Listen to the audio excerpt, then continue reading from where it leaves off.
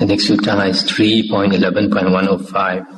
Now Anatha Pindika, the house father, came to see the Exalted One. On coming to him, he saluted the Exalted One and sat down at one side. As he thus sat, the Exalted One said this to him: House father, when the thought, citta, is unguarded, bodily action also is unguarded. Speech and mental action also are unguarded. In him whose bodily action, speech and mental action are unguarded, they are saturated with lust. When these are thus saturated with lust, they are rotten. When they are rotten, one's death is not auspicious. One has no happy ending. Now, house father, just as when a peaked house is unthatched, the peak is not protected, the roof beams are not protected, the wall is not protected. The peak, roof beams and walls are saturated, they are rotten. Just so, when thought is unguarded, bodily action is unguarded,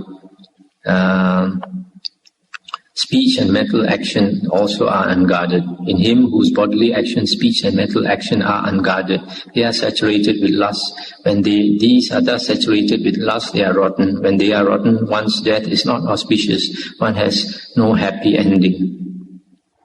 And then vice versa, similarly for the converse.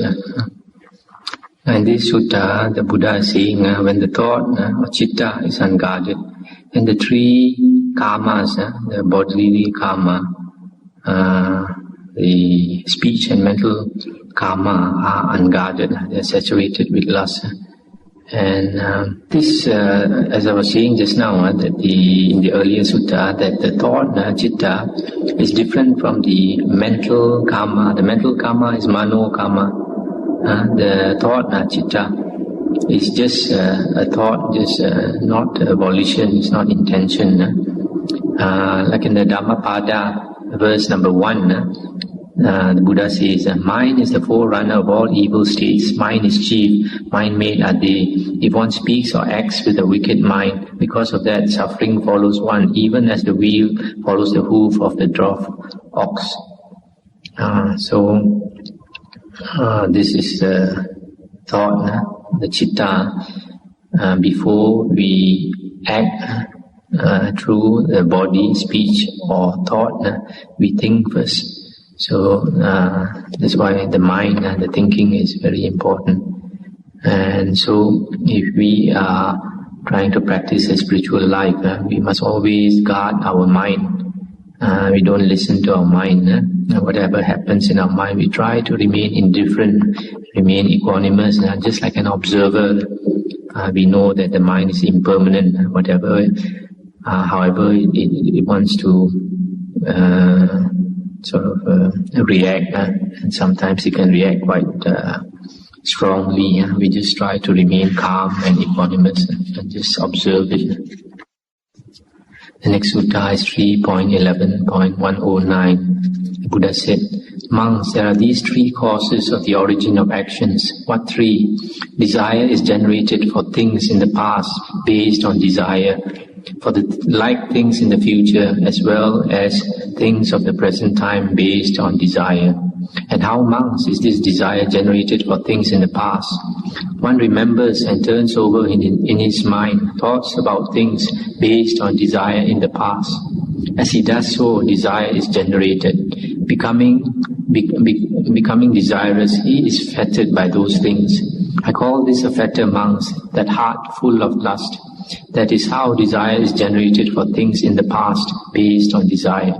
And how, monks, is this desire generated for like things in the future? One thinks about and turns over in his mind the thoughts of things based on desire in the future. As he does so, desire is generated, etc. And how, monks, is this desire generated in the present? One thinks about things in the present based on desire. As he does so, desire is generated. Becoming desirous, he is fettered by those things. I call this a fetter, monks, that heart full of lust. That is how desire is generated for things in the present based upon desire.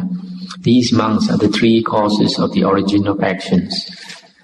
And this is the sutta. Here the Buddha is saying that because of thinking, remembering, for example, the things in the past, thoughts about things in the past which gave us pleasure, which gave us happiness, and then thinking about it, desire is generated again for those things in the past. And similarly for future things, based on our past experience of happiness and pleasure, we project into the future that we want to experience those things again in the future. And also in the present, if we see something or we hear something which reminds us of the pleasure that we had experienced before, then again the desire arises immediately in the present. So it is the thinking that causes the desire, and the desire leads to craving and actions, and that will cause the rebirth. Now the next sutta is also connected with this. The next sutta is 3.11.110. The Buddha said, "Monks, there are these three causes which prevent the arising of actions." What three? Desire for things in the past based on desire is not generated. Desire for the like things in the future as well as at the present time is not generated.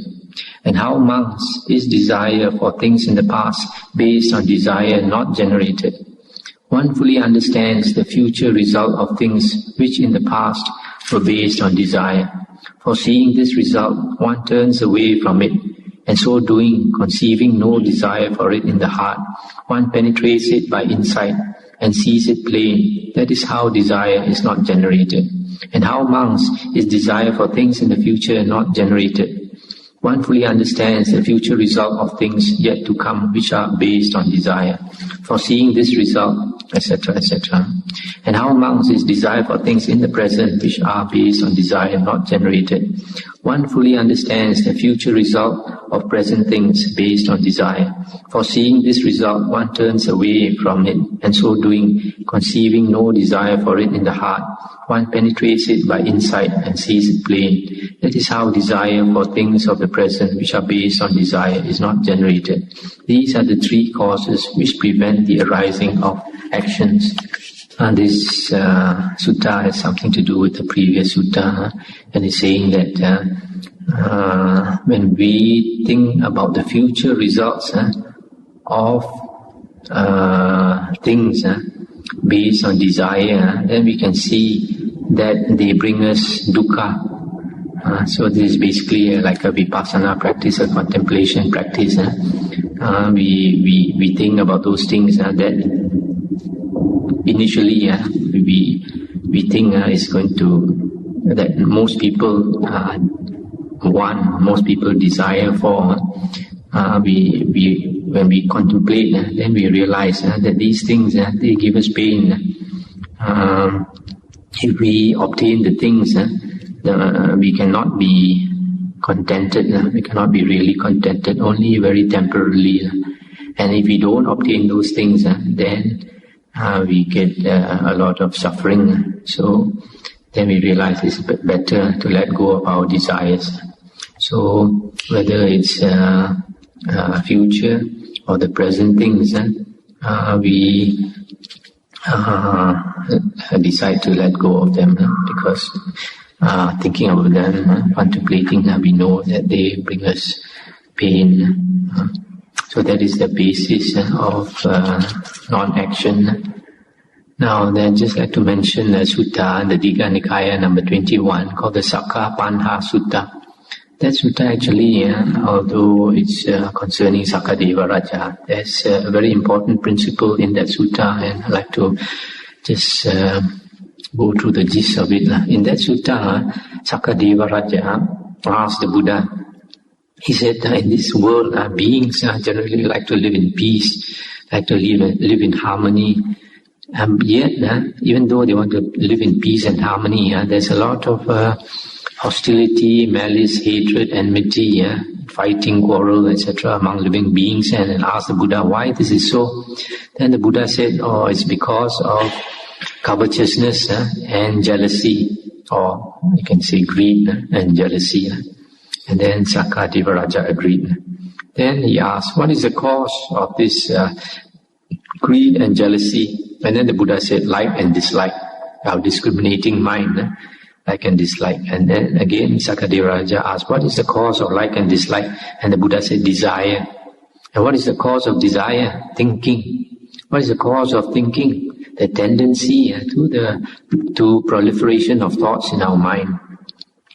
And then the Buddha said, to stop the tendency for proliferation of thoughts in the mind, we have to realize that there are two kinds of happiness. The Buddha said two kinds of happiness. One is the happiness that we get from thinking. The second one is the happiness which is devoid of thinking. So unless we can attain the happiness which is devoid of thinking, we cannot let go of the happiness due to thinking. So the happiness which is devoid of thinking is basically the jhanas, the one-pointedness of mind, that deep concentration that is attained. Then only we can let go of the tendency to the proliferation of thoughts. And then we can let go of thinking, we can let go of desire, we can let go of like and dislike, and finally let go of greed and jealousy.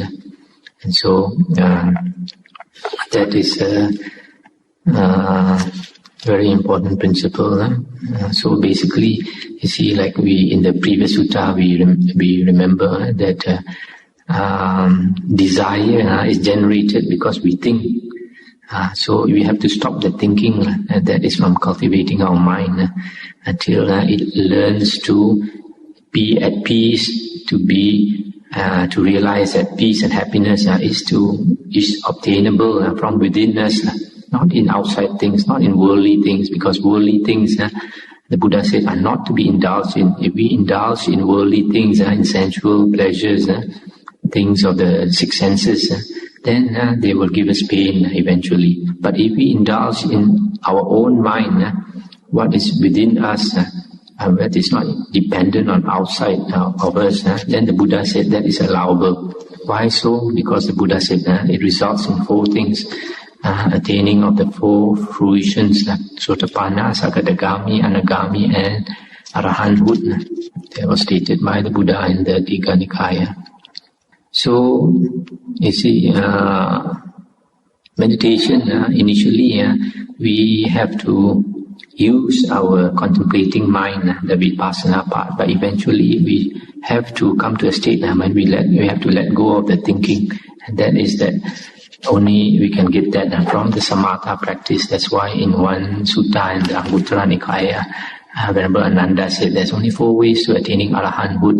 One is we practice samatha first, followed by vipassana. The second one is vipassana first, followed by samatha. The third one is samatha and vipassana together.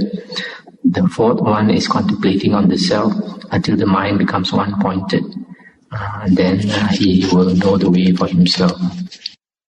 So the next sutta is 3.12.111. The Buddha said, monks, these three persons are doomed to the downfall, to hell, unless they abandon this habit. Which three? He who, living impurely, claims to live the holy life. He who falsely charges with immorality one who is living the pure holy life, the utterly pure holy life. 3. He who, preaching and holding the view that there is no fault in sensuality, comes to be intoxicated with his lusts. These are the three who are doomed to the downfall, to hell, unless they abandon this habit. This sutta is saying that firstly, a monk who claims to be a monk, but he is actually a very corrupt person, and he breaks the major precepts, which there are four major precepts, the parajikas, which a monk is not allowed to break. If a monk breaks any of these four precepts, the parajikas, he is no more a monk. The Buddha said, even though he wears the robe. First one is he engages in sexual intercourse. The second one is he steals something valuable. That means something like more than 50 Malaysian ringgit or $20. And then the third one is he kills a human being, or encourages somebody to kill a human being, even to the extent of encouraging a woman to have an abortion. And the fourth one is he does not have supernormal attainment. He claims to have supernormal attainment. And then These are the 4 ways of breaking the major precepts. So if a monk breaks any one of these, that means he is basically impure, but he tries to put a front that he is a pure monk, then he is liable to go down to hell for it. The second one is a person, that means generally a lay person who is angry of a monk, and he makes a charge that the monk is immoral, that the monk is impure, when in fact the monk is a good monk. Then that person is liable to go down to hell. So it's very dangerous for a person to develop hatred for a monk. Sometimes a monk preaches some teaching, and some people, because of their bias, because of their prejudice, because of the way they have been taught, they think that the monk has a wrong view or something. They develop a lot of hatred for the monk. That's very dangerous, because one day he might come to know that the monk is actually preaching the right teachings, and then it's a great loss to him. Third one is a person who teaches that there is no fault in sensual pleasures, and he indulges in sensual pleasures, and he's liable to go down to hell also for it. This is particularly true during the Buddha's time of certain wondrous ascetics, because during the Buddha's time there were a lot of ascetics who practiced the nakedness. So you had men naked ascetics, and you had women naked ascetics, and sometimes because their minds are not developed, they look at each other, and then lust develops in their mind, and then they engage in sexual conduct, and they say there's nothing wrong with it because they don't harm anybody. But the problem is they don't harm anybody, they harm themselves. So these are the 3 things.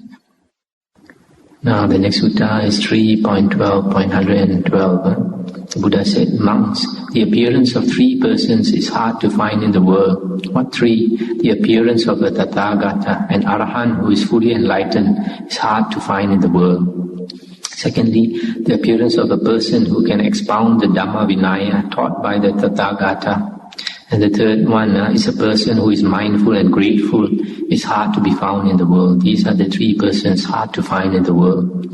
And this is also another quite interesting sutta. The first one is Sama Sambuddha. It's hard to find in the world. That we quite realize. Like in one sutta, the Buddha said he looked into the past 91 world cycles and he found only 6 Buddhas.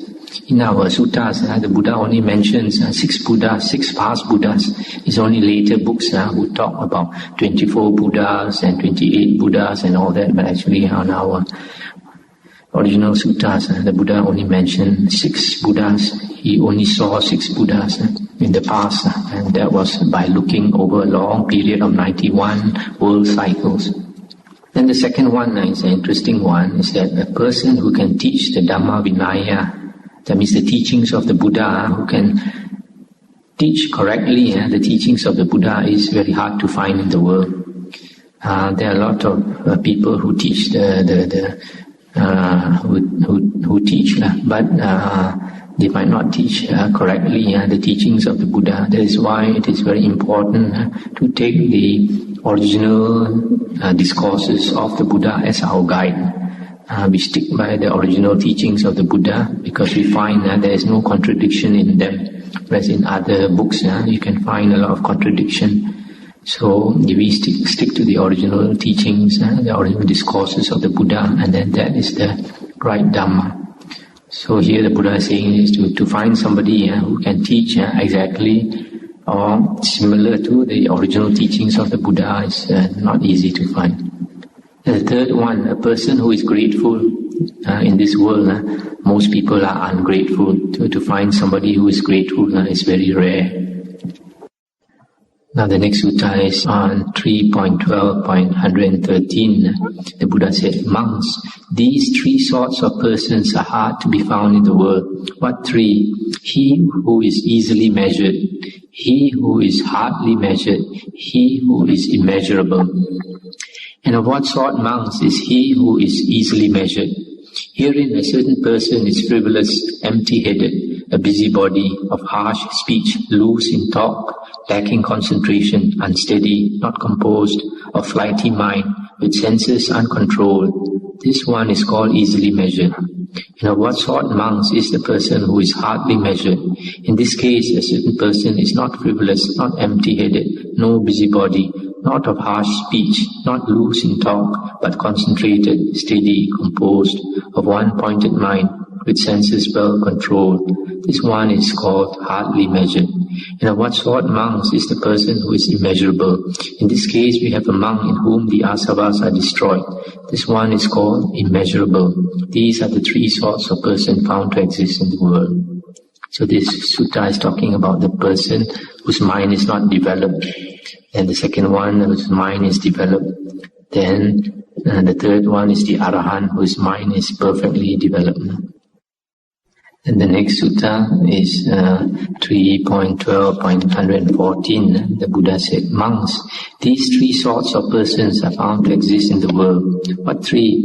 Herein, monks, a certain person, by utterly transcending consciousness of form, by the disappearance of consciousness of resistance, by paying no heed to the diversity of consciousness regarding space as infinite, reaches up to and abides in the sphere of infinite space. He enjoys it, longs for it, and finds happiness therein. Established therein, given thereto, generally spending his time therein, and not falling away therefrom. When he makes an end, he is reborn in the company of the devas who have reached the sphere of infinite space. Now monks, the life of those devas is 20,000 world cycles. Therein the ordinary man stays and spends his lifetime according to the lifespan of those devas. When he goes to hell, or to the womb of an animal, or to the realm of ghosts.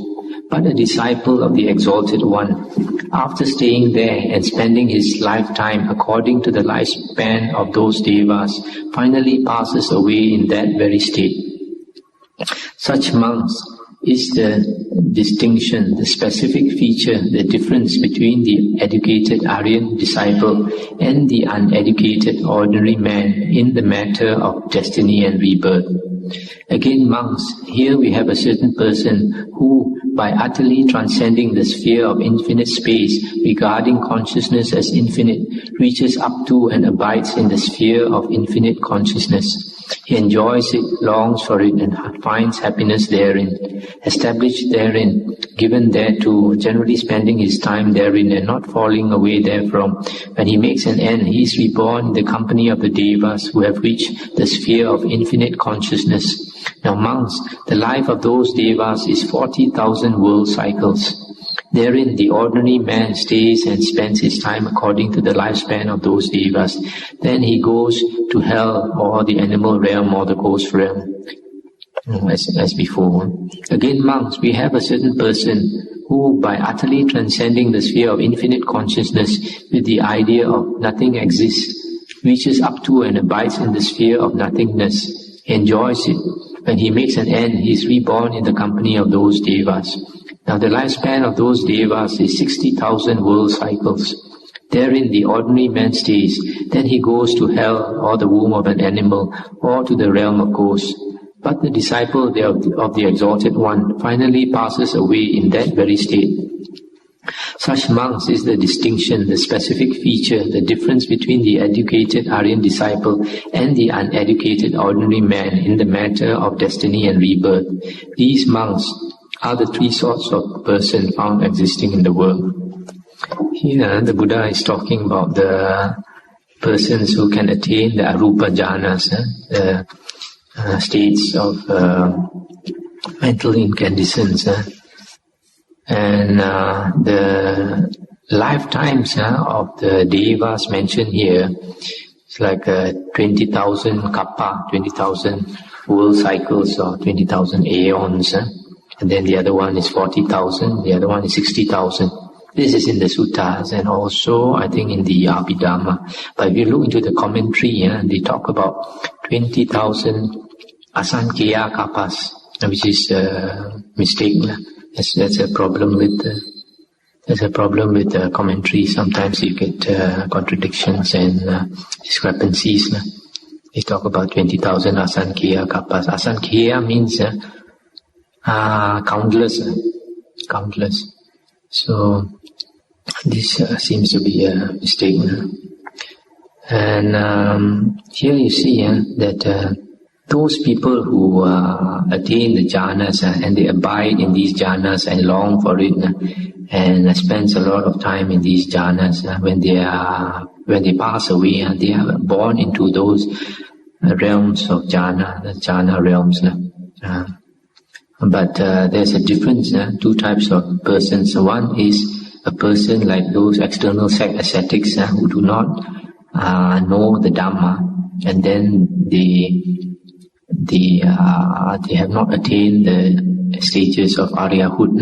So because they have not attained the stages of Aryahood, after they pass away from the Deva planes, they fall down to the lower realms, to the woeful planes. It's possible for them to fall to the woeful planes. Maybe not immediately, but they might take a few steps and fall into the woeful planes eventually. But the disciples of the Buddha do not do so, because disciples of the Buddha are called savakas. Savakas are listeners. People like you are savakas. They listen to the suttas. So because you listen to the suttas, and when you understand the suttas, then even when you reach the planes of jhana, you don't fall back into the woeful planes, because you have transcended any Arya. All the Aryas are never reborn into the woeful planes. You'll never go down to the woeful planes. At the lowest you'll go is the human realm. Come back to the human realm, like the Sotapanna and the Sakadagami, and after that they get out of the samsara. So sometimes people, out of prejudice, they like to say that what's the point of cultivating jhana? After you attain jhana, you come down to the woeful planes again. But this is only true of external ascetics who do not know the Dhamma. Those of us who know the Dhamma, even if we have attained the jhanas, which means our mind is very clear, and combined with the knowledge of the suttas, knowledge of the Dhamma Vinaya, then it's not likely that we will fall into the woeful planes.